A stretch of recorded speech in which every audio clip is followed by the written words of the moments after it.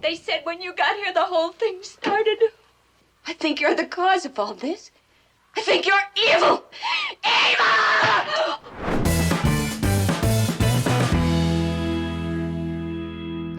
Is it a bird? Is it a plane? Nope, that's definitely a bird. And it's part 2 of our Alfred Hitchcock extravaganza. It's a mouthful. If you haven't already listened to part 1, highly recommend doing that. It's one of my favourite episodes, and we covered some great films like Vertigo, Dial M for Murder, Rebecca, The Man Who Knew Too Much, etc. And we're back again for part 2. We're going to be covering Rear Window, The 39 Steps, Suspicion, Notorious, Strangers on a Train, and The Birds. And it's the 85th anniversary of The 39 Steps this year.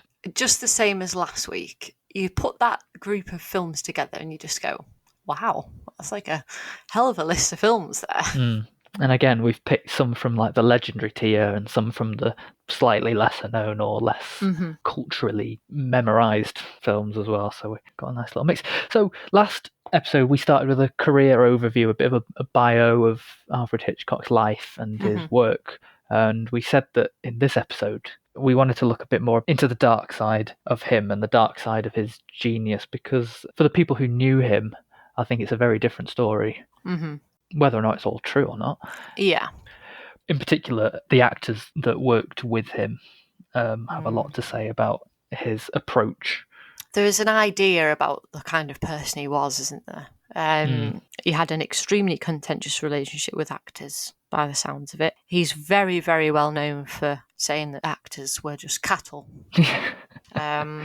And we were discussing this. We think that on the whole, he's probably said this to be divisive, and it's never been forgotten. But we think it's more the fact that you look at a field of cows and they're all the same. That is how Hitchcock saw his actors. They were just parts of the puzzle that he was putting together. And it didn't matter if you were James Stewart or Cary Grant or Grace Kelly. He had a job for you. You go in, you do it, and that's it. It got bums on seats more than anything, didn't it? Having big name stars. Yeah. But because he'd already planned his films out well in advance, the shooting stage for him was pretty boring, and he didn't really have any interest in celebrity, really. So there was a bit of a contrast with what audiences wanted and what he wanted to achieve. He didn't really care if they wanted to improvise or if something wasn't comfortable for them. He said to them, I don't care how it feels, I know how it's going to look. Yeah. And despite the fact that he's known for having this difficult relationship with actors, they went back and worked with him multiple times. They did. Cary Grant, he worked with multiple times, James Stewart, Grace Kelly, Ingrid Bergman. So he can't have been that bad. And I think as well, adding into his relationship with actors is the kind of persona he's got, and this idea that he is quite controversial, the themes he covers, I mean, voyeurism and the representation of women. I mean, there's a list, isn't there? There's obsession and desire and sex and all sorts of things in there that weren't really popular at the time. No, not at all. At all. But what it did for his kind of persona, it does make him quite controversial. He's got a reputation, yet people go and work with him. It makes you think, actually, where's the line between what he's just considering story or plot or even theme, and what elements of himself that he's projecting onto the screen? Like you just said, with the types of films he was making, you could tell he had a very different interest in what was entertaining. Yeah. These very disturbing things, he couldn't really see the distinction between what was inappropriate and what was poetic and what was artistic. I think that probably one of his biggest fears that everybody knows about is the fact that he was scared of policemen, and we mentioned this last week. Most of his films have an element of crime. Most films have police in some form or another. And I think that's very much him as a person. So it's hard to say, really, what else in there was him. Yeah, but I guess another thing that has become a sort of urban legend is he used to do a lot of cruel, sadistic, practical jokes on people, apparently. On the one hand, that could be seen as sort of playful, harmless. But not his ones. But then again, there's that line. Of course, we're going to be discussing The Birds today and the actress Tippi Hedren, who was a non-actress who basically he took under his wing and mentored and moulded. A muse. Yeah, exactly, into his perfect Hitchcock girl.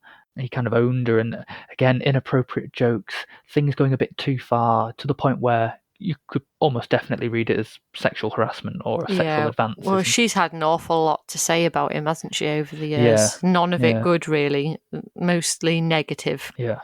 It gave a rather disturbing new meaning to when he said blondes make the best victims. Obviously, when he originally said that, he was referring to the character types that he would put in his films, but it does get a little bit close to the knuckle. And I watched the BBC film The Girl, which was about Tippi Hedren and the making of the birds.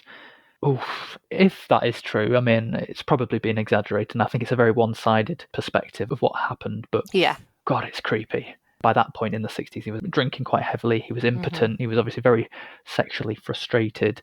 Him and Alma Reville weren't getting on necessarily too well, and she was not complicit in the whole thing, but she tolerated it all happening. It's very, very dark. So, yeah, absolutely. There's a very big distinction between what we see as Alfred Hitchcock, the legend, the filmmaker, the master of suspense, and the man and the individual that people knew. So should we jump straight in then and see if we can find any of these themes? I know we will. Absolutely. in these movies. So I'm going to start with Rear Window. First thing I'm going to say, slow start, but boy does the tension ramp up as the plot unfolds. My God. By the end, I was like riveted. I was like, oh. I'm really excited. You've got to know the calm before you get the storm, don't you? Exactly. It was very good. So key thing in this film, absolute key, is the location. We're shown the entire courtyard at the back of this apartment complex, basically. And I'll tell you a little bit about the premise so that you understand where we're going. So you've got this gentleman, played by James Stewart, called Jeff, and he's a photographer, and he's broken his leg, so he's in a full leg cast, stuck in this apartment, can't move, can't do anything for himself, really. And what he's doing to get the time passed is watch people out of his window, basically. Yeah, best thing to do. Yeah, so it's again voyeurism. It comes into it again because he's just watching people. They don't know he's watching, and he is convinced that the neighbour across the way has murdered his wife. And then the story unfolds from there. So we can see everything from Jeff's window. The scene of the crime, the entry, exit, part of the street. Enough for Jeff to put two and two together when he's seeing the events occur. And honestly, it's such a unique setting. It's compact, it's claustrophobic. And within this courtyard, we see people's lives played out and the crimes witnessed and solved, all without leaving this room. It's so good. It's so good. The other part of this is voyeurism, which I've mentioned. It is the theme, basically, of the film. Jeff's trapped in his apartment. All he can do is watch the world go by, and he becomes very keen on that pastime. He's told multiple times that it's not right. An unhealthy hobby, I suppose. But you learn in little things. What's really interesting about this is you haven't just got the film about the murder. You've got all of these characters have kind of little arcs. You know, you learn things about the neighbours. So each has their own little storyline. So you've got the songwriter who's struggling to write his song. You've got Miss Lonely Hearts, who's obviously, trying to find someone. So you've got all that. And obviously the ethics of looking in on people's private lives. Should he be watching? There's certain things a stranger shouldn't witness. Miss Lonely Hearts, she gets assaulted at one point. And even he at that point questions himself, I don't think I should be watching these things. So I would say ethics is another defining point from the film. Yeah. What Jeff is doing essentially is spying on people, which we would say in normal society is wrong. And it's questioned. He has a nurse and she questions him, and he's dating Grace Kelly, of course, and she questions it. But in doing what he's doing, he's uncovered a worse crime than spying, a murder. And it becomes almost a moral duty to discover the truth and have the character who's done the crime arrested for it, Once the idea is there, it just grows and grows and grows, doesn't it? Absolutely. You can't just sit back. No. I think that's what's relatable to people. You would do the same. You wouldn't just sit there and go, oh, he's probably murdered his wife. Yeah. You would do something about it. And my last key theme, I think, which is less obvious, it's more kind of in the background, is loneliness. So, though in reality, they're all in a small, compact area, everyone's on top of each other, they've only got the little compartment, but they're not interacting with each other. Jeff and the audience are kept at arm's length from everyone. Yeah. So, how much you really tell about people, you don't know a lot. You just see in these few things. The main example I'd say would be Mrs. Lonely Hearts. Obviously, she is a very lonely character. But another would be the songwriter. He's alone working on his composition. They eventually connect in the last scene through his music. Yeah. And then you've got the dancer. She's got this stream of bows, but no real connection until her love comes back from the army at the end. Yeah. And you could say the same for Jeff himself. It's clear through his job. He's a photographer, he goes all over the world. And he argues with Lisa, his girlfriend played by Grace Kelly, that he considers himself a lone wolf. He obviously has commitment issues. He won't marry her because he's convinced that she couldn't live with him doing his current profession, and he won't give it up. Yeah. And he says one of them would have to change, and neither of them really want to. Yet when she says she'll leave him, he just wants to carry on as they are. Because he knows he'd be too lonely without her, but he can't commit. Yeah. He cannot commit to her. She also would be lonely, and she makes this big thing about saying, "Well, I'll leave," and he asks, "When will I see you again?" And she says, "Not for a long time, or maybe until tomorrow night," because she knows really that she couldn't keep her resolve. She would want to see him. Yeah. And in the end, you see Lisa, the last scene, casual clothes, signifying she's given up this high life and she's settled down with Jeff. But he's asleep, and she picks up a fashion magazine. I do have an issue with that. Once again, the woman has had to change to settle, because God forbid it was the man that did it. But that's a whole other conversation, so I won't get into that. But yeah, I think as a whole, you could describe the plot very, very simply, but it's just so entertainingly done. Yeah, it's the other little bits that you mention. Yeah. Like the fact that there are these little other micro stories. And the thing that I always remember, because you tend to cover this in film studies at school or wherever you are, films are great sort of metaphor for what cinema is as well. The reason we go to watch other people's stories is because we're nosy. And who doesn't people watch when they're out? Exactly. You know what I mean? I definitely do. Yeah. We want stories, and we want to make up stories using what we can see and what we've heard and things like that. And I like that about what you said with morality, because especially in his case, it's all there. Like, his window is the screen, and if it's there for you to see, why wouldn't you look? Yeah, well, like you say, he's looking out. Is it immoral for him? And if it's a screen, is it immoral for us? Exactly. As the audience, yeah. It's very clever. Oh, I know. Yeah, you just put that on. Ooh. We're all peeping toms, aren't we, Very today? clever. Right. Okay. Let's go straight on with your first movie. It's the earliest film we're covering. Yeah. This is the 39 Steps. It's from 1935. Hadn't seen this before, but I'd wanted to for a long time. Basic story. There's a man called Richard Hannay. He's played by Robert Donat, which always makes me laugh because it sounds like donut. He invites a mysterious woman to his apartment one night, discovers that she's a spy, and she's uncovered a plot to steal some vital British military secrets. But she's being tracked down by assassins, and she's killed during the night. So inevitably, Hannay is wanted for her murder.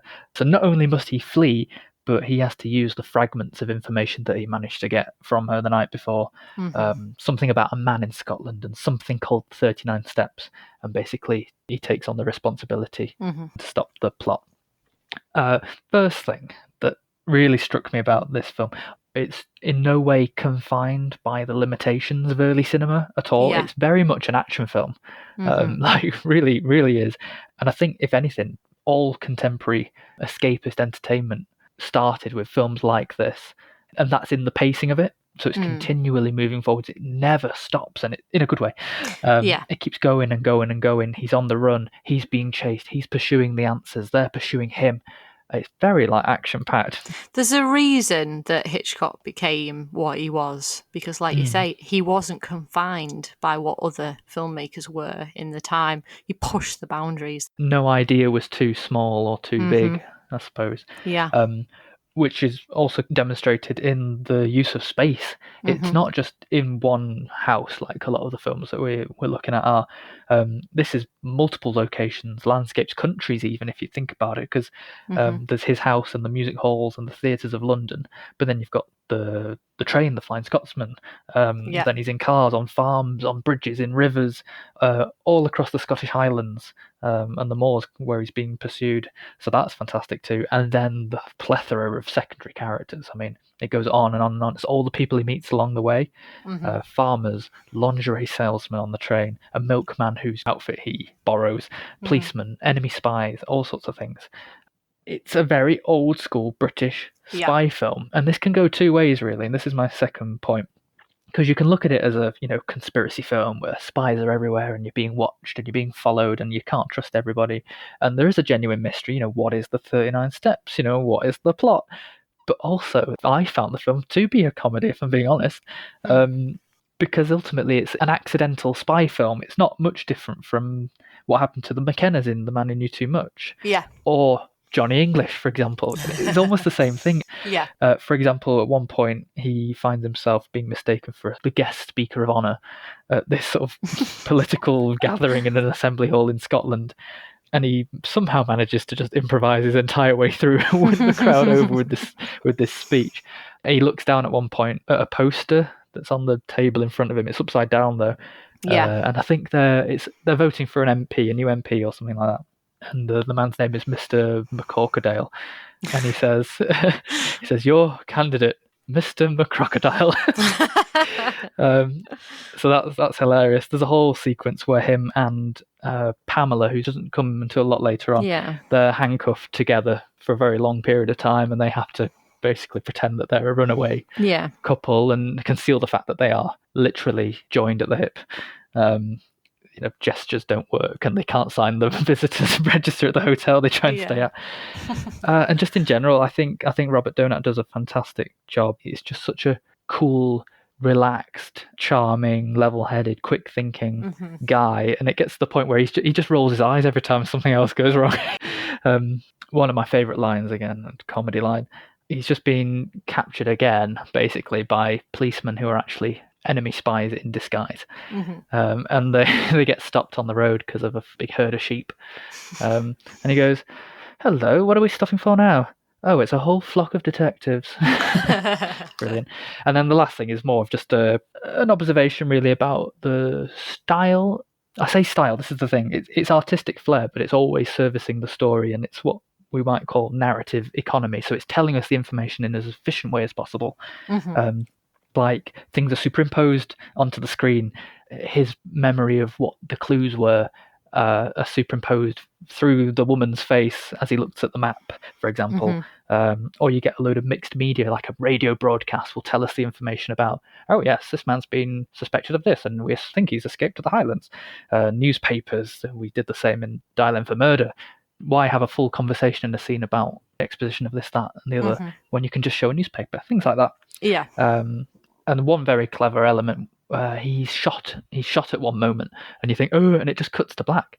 And rather than showing you the entire sequence of what happened afterwards, it just cuts away to some characters you met earlier, and he borrowed a coat from them, and they just said, "Oh, have you seen my hymn book? It was in the pocket of my jacket." And you realise, so you're left to join the dots, and it's much quicker. So yeah, for an early film, very impressive. I loved it. Oh, good. I really thought it was like I was laughing out loud as well. Yeah. Like it didn't feel like an old film. You don't necessarily get on very well with older films. It depends. So it's nice to hear that you had such a good relationship with it. I think because it's so British as well. Yeah. You can't go wrong sometimes. I think there's something nice actually about being British and going back and watching something that's so quintessentially British. Yeah. And the nature of the story as well. It's all the things we know today, but just the original. All stemmed from here. Yeah, and that's why everything else has been so good since of the same genre. Oh, well, we're jumping on, not to another spy thing. I don't think there's any spies in this one. So this is Suspicion, that came out in 1941, and it stars Cary Grant and Joan Fontaine. Now, I'm going to start by saying it doesn't feel anything like a Hitchcock film at the beginning. It's got a completely different tone. The first half, especially, is almost whimsical. And the acting, the script, the score all indicate that. It was supposed to be a study of a murder as seen through the eyes of the eventual victim. However, because Cary Grant was to be the killer and Joan Fontaine the person killed, the studio forced Hitchcock to alter the ending. Right. They were concerned with Cary Grant's heroic image and insisted that it be changed. Taken out of his control. Yeah. The first thing I want to concentrate on here is lies. It's not always lies, but Johnny, played by Cary Grant, he meets Joan Fontaine's character and he is extremely charming. And Lena, played by Joan Fontaine, kind of this serious, quite rich woman. Her parents are quite rich, and she kind of falls head over heels for him in that real early movie way that it was just like, oh, well, I don't think much of you, and oh my god, no, I'm totally in love with you in about 2 minutes. You. Yeah. So, like I say, it's not always lies, but he has a tendency of withholding information, like going to the races when he'd promised to quit betting, making up a story about selling these chairs that her father had given them as a wedding present when he actually sold them to pay his debts and bet. Doesn't let on that he's been fired from his job for 6 weeks for embezzling money. And because of his lies, she doesn't then know what to believe. This leads me on to the second thing, suspicion. Yeah. Just like the title. The name of the game. The word doubt, something she feels strongly on and off about, is used in a game of Scrabble, as well as the word murder. And she begins to have these awful suspicions about Johnny and what he's going to do to his friend. Yeah. Every time her suspicions are proven wrong, she becomes more in love with him. And it's this constant back and forth and back and forth. An Englishman, his friend called Beaky, he dies abroad in Paris, and an Englishman was with him just before he died, and she's convinced it was Johnny. And towards the end, it starts to feel very much more like a Hitchcock film. The tone becomes very unsettling as Lena becomes literally unnerved by her husband. And he's been asking a detective writer friend of theirs about poisons and things. She's saying, oh my God, he's going to poison me. And he's been asking about her life insurance and things. So she's convinced. So the other thing this leads very nicely into, it all leads into each other, is appearances. They are often deceiving. So Cary Grant's character appears to be a well-off gentleman, which is definitely not the case. He acts like a rich, first-class citizen, but really he's not got a penny to his name. He's a playboy, a type, not with women, but just with his money and the high life kind of thing. He appears unbelievably charming, and he shows some of his real side, when he tells Lena to stay out of his affairs. It appears that he killed Beaky. It appears he asked about poisons to kill her. Yeah. It appears that he's going to push her out of the car at the end of the film. And then I would say my last thing that I think really is the heart of it is infatuation. So Lena is so smitten with her husband, despite all he does. She cannot leave him. I mean, he sat there going, oh my God, just leave him. Yeah. He's doing those awful things. Just leave him. And she just can't. When he sells the chairs, she's so upset and she feels doubts and pain from the act. Then when she's told by multiple people that he's been seen at the races when he said he wasn't going to be, it all hurts. Yeah. She even writes a note to say that she's leaving him, and then she immediately tears it up. Yeah. Even though sometimes the lies don't seem to be, I haven't seen this, sorry. I assume the lies aren't necessarily designed to hurt her or anything like that, but it's a trust thing, isn't it? Yeah, it's to hide the truth so he can carry on doing what he is, because it's an addictive thing. He's got this addictive personality and he can't help himself. And it's not all for bad. I mean, one time he seems to have won this £2,000, which is actually the money he embezzled, and he spends it all on her and the house. He buys her a dog and he buys her the lovely new hat. So it's all for other people. Yeah. But it's a compulsive thing. He can't help himself. It makes him more popular. It's doing bad things to do those nice things. Do you know what I mean? So it's very much a tug back and forth and back and forth. It really does kind of pull her apart. And this is the film that she won her Oscar for. Yeah, yeah. The only acting award anybody won for a Hitchcock film. So I'll just end with, it's a good film, but there's nothing Hitchcock about it, really. I mean, that sells me completely. I love that concept. Is he trying to? Is he not trying to? Yeah. To actually sit and be in that mindset. It does end very openly because of the fact that he had to change it. See, I like that though. And you think, is it going to carry on, or was she right all along? I love open endings personally. In any kind of film. I don't know why. I think it's more clever than doing a resolution. Yeah, so that's Suspicion. So you'll have to see it and tell me what you think. Yeah, I'll get around to that very soon. I really want to watch that. Okay, right. Notorious, 1946. I hadn't seen this one either. For some reason, I always used to get Suspicion and Notorious mixed up. I'm not sure why. No, I'm not sure now. Now you've described that. Yeah. Anyway, it's also set in 1946, which I think is important. It's post-World War II, and in the story, and probably in real life as well, the American government are trying to hunt down Nazis and basically bring them to justice. So what they do in one instance is they pressure the daughter of a convicted Nazi war criminal. Her name's Alicia Huberman, and she's played by Ingrid Bergman. Basically, to go undercover as a double agent in Brazil to spy on a Nazi organization that her father was involved with, seduce the leader to get information. But it's all a bit because she's started a love affair with her contact in the US government, Devlin, played by Cary Grant, and he's not particularly very happy about the direction things go and how far into the web of espionage, I suppose, that she goes in. You know, I know what I mean. So I will say actually that I need to probably rewatch this again. I don't think I got it so much the first time round. So an observational point here: it's a very unlikely protagonist for this film. Not so much because it's Ingrid Bergman. That's obviously not the case. But in terms of her character, it's not a conventional Hitchcock girl at all. Yeah. The first impressions that you have of her are basically what everyone else thinks about her, because initially she's there at her father's trial. She's followed by the press, she's followed by the police, and they all see her as daughter of Nazi, basically. And as the scenes go on, especially the first early scenes, you see her drinking heavily. She's drink driving. She's very aggressive, moody, often hungover. She says men make her sick. The police make her sick. She's quite a self-destructive woman, and everyone else just sees her as a woman of that sort. Miss Huberman is first, last, and always not a lady, is what they say.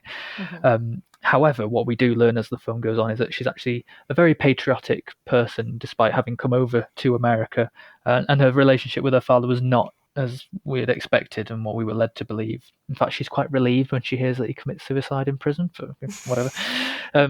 More of an observation that I think that's different. I don't think we usually get that, especially not with leading female characters in his films. Yeah. And in that respect, then, the whole plot really and her mission as an undercover agent, which she's not, by the way. She's just a normal woman, yeah. Exactly. It's obviously very reluctant. Does she really have a choice in all of this, or is she just being made to do it? And you sort of said this to me as well, the interesting motivations in the film, if any. But the more you stay with her, the more you realise that if she does comply, I mean, she's not forced as such, she is given the choice. But if she does do it, she clears this notorious reputation, and she sort of earns her freedom from all that negative press about her and her family. The limits and the distance that she'll go to achieve that are quite significant, really, even to the point of getting married to the leader of this organisation.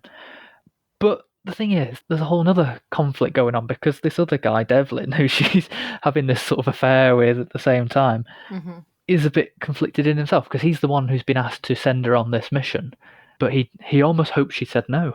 If I remember rightly, I wasn't sure how to take him, because it wasn't sure whether he was good or bad, because he seemed like a bit of a sketchy character. Am I right in thinking that? I can't quite remember. That's what I got, really. Not so much sketchy, but it was a bit like, it was like he was testing her.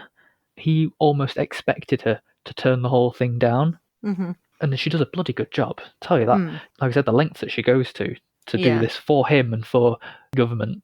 But he's very petty about it. He's very bitter and jealous when she's basically doing what she's been asked. So he's asking her to do it and then going, well, I don't like the fact that you did it. And he starts referring to her as Mrs. Sebastian, because she's married this guy, Alex Sebastian. Yeah. The captain, the US Secret Service man, Captain Prescott. Again, you can tell I didn't really quite grasp what was fully going on in the background here. She's referred to as a piece in their little theatrical game. And it's a bit like, well, Devlin's kind of complicit in that as well. So yeah, a bit unusual.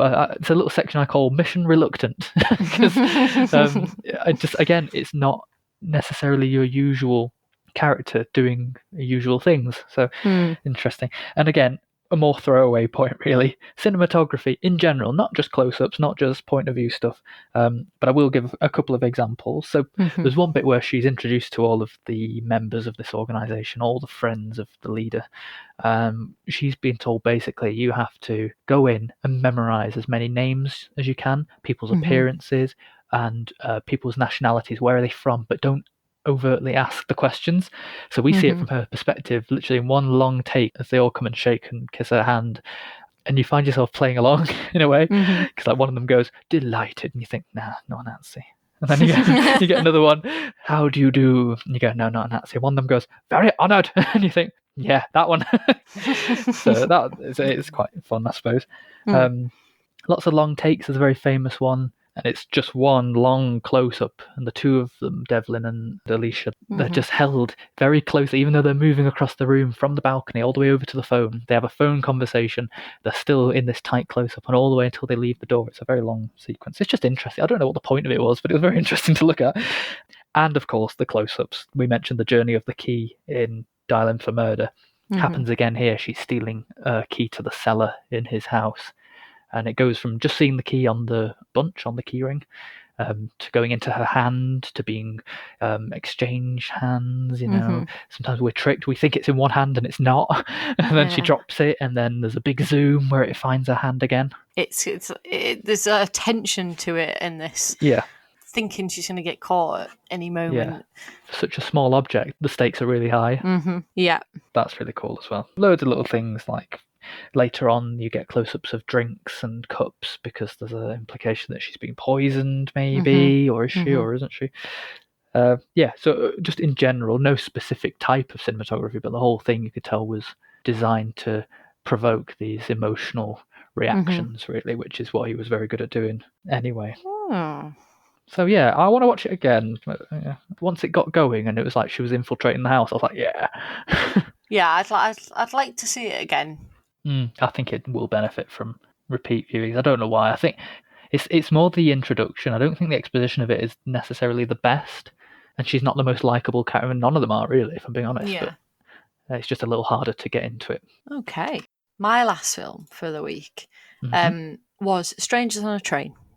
Yeah. Which, do you know, I thoroughly enjoyed it. In fact, I might have even enjoyed it more than Rear Window. That's one of my top Hitchcock films. It's exciting, though, isn't it? It's so well done, and it's just the acting's brilliant. It was really well cast, and it's a bit of a different look, because it wasn't James Stewart and it wasn't Cary Grant. True, good point. It was a different look with different people. Yeah, it worked just as well as having those big stars in it. I really enjoyed it. So this one came out in 1951.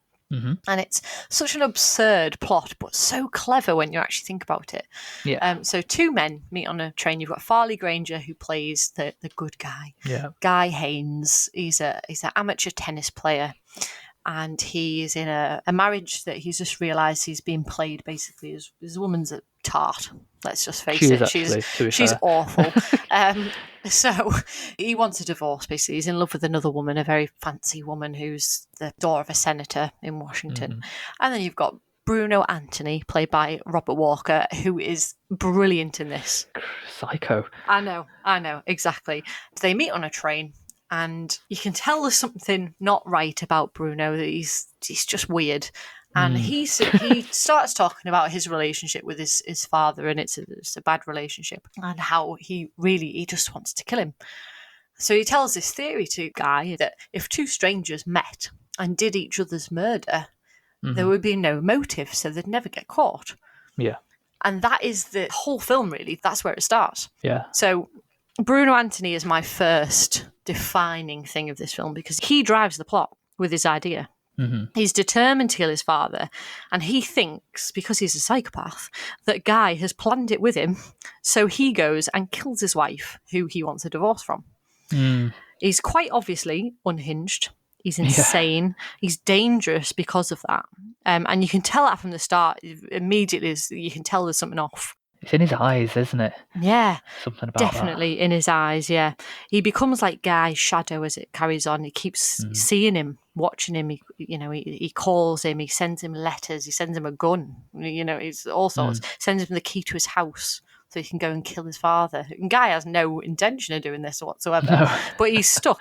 He's stuck here because there's nothing he can do about it, because Bruno says, well, why would I kill your wife? You're the one who wants a divorce. Why would I do it? And there's a great shot. He's playing tennis and he sees Bruno in the audience. And the shot good. Of the crowd, and they're watching the tennis, so they're turning their heads left to right, all except for Bruno, who's completely still and is staring straight at Guy. It's a fantastic shot. I loved it. It's just a brilliant shot. And Hitchcock's daughter was in this as well, Pat Hitchcock. I have to say, I just loved her. I thought this was brilliant. She is the younger daughter of the senator. She wears glasses, just like the wife of Guy did. And every time Bruno sees her, you hear the fairground music of where he killed her. There's nothing creepier than that. Yeah, exactly. So that leads nicely on to my next point, which is the fairground. Oh, yeah. It's quite key in this. So the fairground's the scene of the murder. It's loud, it's chaotic, it's busy. Easy place for something to happen, really, you would think. There's something about seeing a grown man alone at a fair that's really unnerving. Oh, it's so creepy. Well, it's not somewhere you go on your own. Yeah, because now I think we'd think he was a paedophile or something. So I don't know if that's maybe putting a 21st century opinion onto it. But there was something unnerving about it, especially as he was following her around. The fact that he's just acting really suspicious anyway. Following her everywhere. But she kind of seemed into that. She's like, oh, who's this guy who keeps watching me and looking at me? And I wonder if he's, So there was obviously she's just... She kind of had it coming, to be fair. Yeah. And there's another great shot where they go onto these boats. And you see the shadows of her in the boat with these two men she's gone with, and you see the shadows on the wall, and then this almost predatory Bruno's shadow appearing up close behind them, and then there's this scream, and you think that something's happened, but it hasn't. Yeah, and it's just like this anti-climax. And the murder was brilliant as well. There's some real stylistic shots in this. The murder is seen in the reflection of her glasses, which are fallen on the floor. It's a really clever shot. This leads on to my next point, which is the lighter. So Guy Haynes had a lighter that said from A to G. It was just like this kind of love item that she'd bought for him, and it's left on the train. So Bruno has the lighter before anything happens at all. He drops it during the murder and you think he'll forget it, but he picks it up. And this means that when Guy refuses to kill Bruno's father, well, Bruno's going to plant that lighter at the scene of Miriam's murder to frame Guy. So that it becomes this really important item then. And Bruno gets hit on the shoulder while he's holding the lighter outside the fairground, and it falls down a drain. And that becomes this really tense kind of scene because it's going backwards and forwards from him trying to reach his hand through, the music straining. And then it goes back to Guy who's trying to finish his tennis match as quickly as possible to get to the fairground. Yeah, real nail biter, that part. Quite tense, really. Yeah, it's really good scene. And then the film climaxes in that fairground, and that's when it all starts to unravel. They jump onto this merry-go-round, and the guy who runs it gets shot, and it starts going super fast, which I don't think is possible. I'm not sure they were built that way. I just didn't understand why it went so dramatic. I just thought it was really entertaining. But not only was it entertaining, it had a very interesting plot and it was well acted. It had some really great shots in it as well. There was some really great ideas in there that I thought really worked. Definitely recommend that one. Even as a starting point with Hitchcock, it's very easy and entertaining, and I think it would be a good place to start. So that's Strangers on a Train. No, I really, really enjoyed that. Okay. Oh, God. Right, okay. The Birds. Last film, The Birds. I was just looking down and I was like, right, here we go. The Birds, 1963, arguably the last great film that he made. Yes, I think so. And if you don't know what it's about, it's in the title. It's about birds. So Tippi Hedren plays Melanie Daniels. She's sort of a wealthy newspaper heiress and a chic socialite. She quite amusingly meets a man called Mitch Brenner, played by Rod Taylor, in a pet shop where she's pretending to work, just as a prank, because you can. But it all falls a bit flat, and he gets the last laugh, and she can't stand that. So she decides to track him down to his family home over in Bodega Bay to personally deliver the birds that he was planning to buy for his little sister's birthday. But none of that's really important because birds start attacking everyone instead.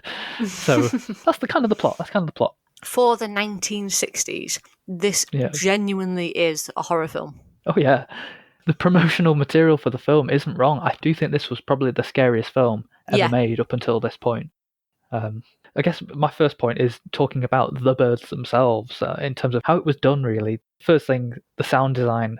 I was looking during the opening credits. I was thinking, is there even a score? Like, for this, is there even any music? And there isn't. No one's credited as the composer. Bernard Herrmann is there, but he's there as a sound consultant. And there's some more people who are hired for electronic sound production and composition.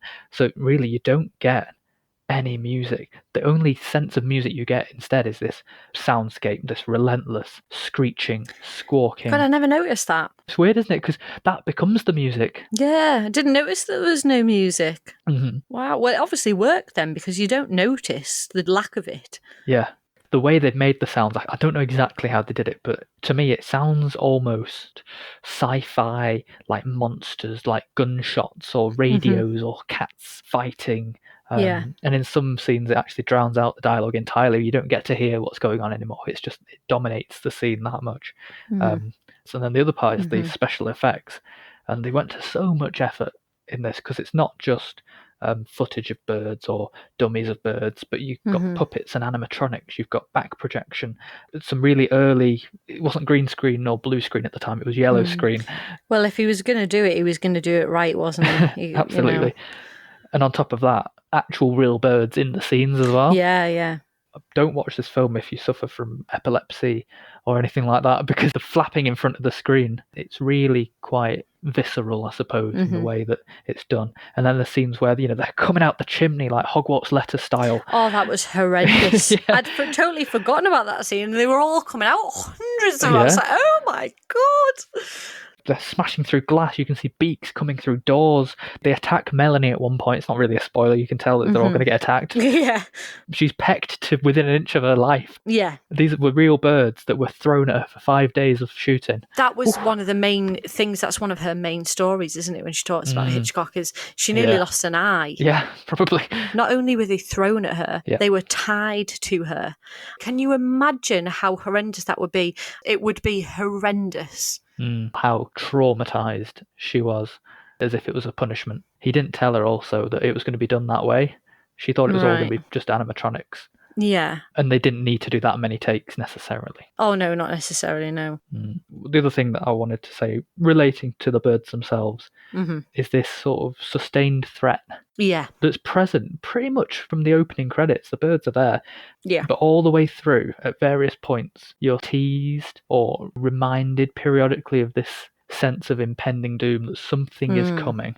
We don't always understand what this thing is that's coming, but you know it's coming, which I think is good. He does it in various ways, really. So literally, visually on the screen, you'll see circling birds. You'll see them closing in, or views from the skies as a random bird will fly past. Yeah, you get bird point of view. Absolutely. Yeah, bird's eye view. And then you see them lining the telephone wires, or you'll see them gradually gathering on the climbing frame at the school before the big attack. That's what I was going to say. That is so unnerving. It's because they're crows as well.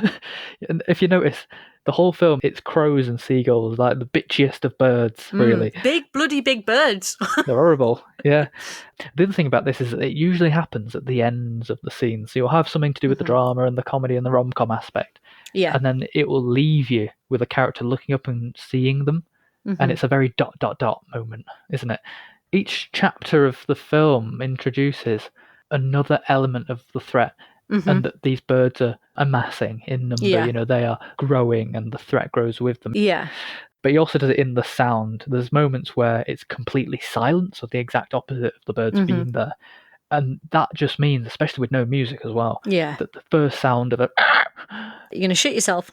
yeah, basically. And I found myself getting quite itchy, like physically quite itchy in the film, because it's like you're waiting for it to happen. Yeah.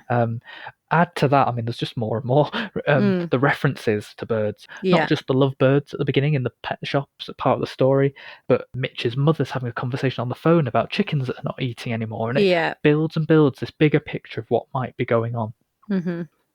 Loads to say about the birds. Sorry, that went on a bit. My other point I'd like to make is about Melanie Daniels herself, the character. Very odd character. The voice and the outfits. I thought, God, who does it remind me of? And for a while I was like, why do I think it's Natalie Portman? And it's not. It's Jackie Kennedy. It's Jackie Kennedy. Very stylish. Yeah, a very head-turning character, I've noticed. Everyone in every scene is some way looking at her. I think she's quite cold to start with. But I think that's probably intentional. Yeah. Well, one thing about her, really, I suppose, is that she does come across quite boiled. I think not necessarily in a bad way. She's very polite, but she gets everything she wants. Everything she wants. She gets favors, bird deliveries, cigarettes, boats hired, free telephone calls. Either because people really do just want to please her, or she'll flirt for it. Yeah. You're not quite sure whether she is aware that she's doing this or whether she's quite oblivious to her charms. I think she's very aware of it. Yeah. The fact that she's quite deceitful, isn't she? She lies a lot, especially to Mitch, even if it's flirtatiously. And to Annie, again, she lies about, there's no rooms available in the town. Or the first time she arrives, she knocks on a door. When asked, who is it? She goes, it's me. Very much, she's never met this person before. But if it means that she gets in and gets the information she wants, she'll do it. The whole thing is oriented around her wanting to get her way. She's completely uninhibited and sort of fearless.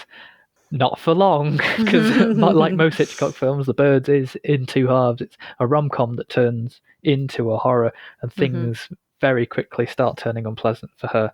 Yeah. Is this what you get for being a man stalking, prank pulling, bird buying, boat hiring, house breaking little prankster? Well, that's one way you could read the film. I was happy I wrote that down because I couldn't remember that at the top of my head. And that's my last point, really. And we touched on open endings earlier. This is one way you could read the film. There are so many. I don't think there's a film that can be read in so many different ways as The Birds. I don't think I can think of one. There's no the end title screen. That was removed, I believe. Yeah, it just ends, yeah. So what ways can we look at it? That it's a disease or a pandemic? Or that the birds are getting revenge, as if to say, now look who's caged up. There's a trailer for The Birds, and it's Hitchcock just speaking to the camera for 5 minutes or so. It's very tongue-in-cheek, but he's talking about the great relationship we have with birds. The fact that they let us hunt them and imprison them and take their eggs and stuff them and wear them and use their feathers for pens and stuff. It's a sarcastic way of saying, why would they ever do something like this?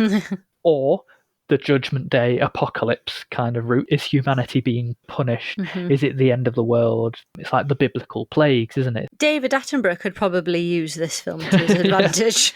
Here we have the sequel.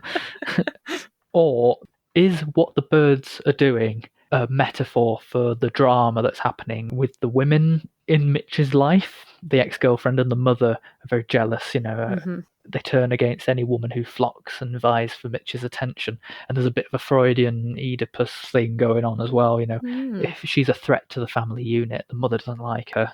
Yeah. And mother nature, in a way, one fights back when the other one comes in.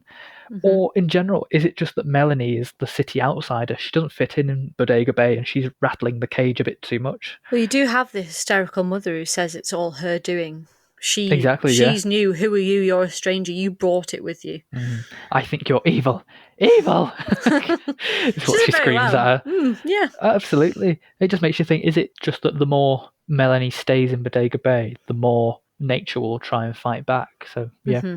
So there's loads of different ways you can read the film, and I love that aspect about it because they're all plausible within the story. You think, all of these could be exactly what happens. I remember my mum making us watch this for the first time. It was years ago. Age 3. But no, not quite that long ago. I was at least 15. Okay, that's so all right. At least. We sat down and watched it first time, and then I had to go and walk the dog straight after. And I remember going out and a bird flew over and I literally hunched. I was like, yeah, because it really is quite creepy. Every time I hear a bird squawk now, and I'd never really heard them squawk before. They must have been doing it all along. I just hadn't noticed. But you notice now. So yeah, it's fascinating. And that's it. That's Pretty part much. 2. It 6 is. movies, lots of themes. But did you spot the Hitchcock? I did spot the Hitchcock. I did all 3 this week. Damn. Because they were quite obvious. Well, Suspicion was a little bit harder, but the other 2 were very, very easy. Let's run through. So Rear Window for me, it was in the songwriter's apartment. Mm-hmm. And he was like making drinks or something in there. He was in there with him. Very obvious one. Very obvious, yeah. The 39 Steps. I'm maybe talking myself out of half a point here, but I kind of think I deserve half a point. Okay. I say sort of. I noticed a man walking in the street at the beginning outside the music hall, and he throws litter on the floor. It's very obvious. It's drawn attention to, but I wouldn't have known it was Hitchcock, to be honest, from the look of it. Can I have half a point that I noticed him? I just didn't notice it was him. Okay, so you're going to take half a point for that one, are you? When you see it, you'll be like, well, he's not dressed as Hitchcock. He's got a hat on. You can't see his face. It could just have been an extra. Yeah. My next one is like that. Suspicion was quite like that. Well, can I have a full point then? Half a point then. Well, mine's quite similar, but I was sure it was him. He's got his back to the camera, and it is quite a long shot as well, so he's not like right there in front of you. And he's putting a letter in a post box, and he's got a hat on as well. Okay, Notorious. Was this better? Yeah, a little bit better. He stood in the party of the newlyweds, and he's just basically downing a glass of champagne whilst not even leaving the table of champagne, and then he just walks off. Quite obvious. Okay. And it looked like him, which helped. Yeah. Strangers on a Train. I really liked. It's probably my favourite cameo so far. Is he's trying to get onto the train with a massive double bass case. That's right. Yeah. I really like that one. These are all obvious. I don't know. I'll just take half a point. And then what were we on? The birds. Yes. Very really obvious. Really one. obvious. Yeah. Comes out the pet shop at the beginning with the 2 little dogs. Don't know what type they are, but they're very obvious white dogs. But, yeah, very obvious. Very good. So what does that put us on then? We were on 2. We were on 2 each last episode, and right. So that's 5 for me.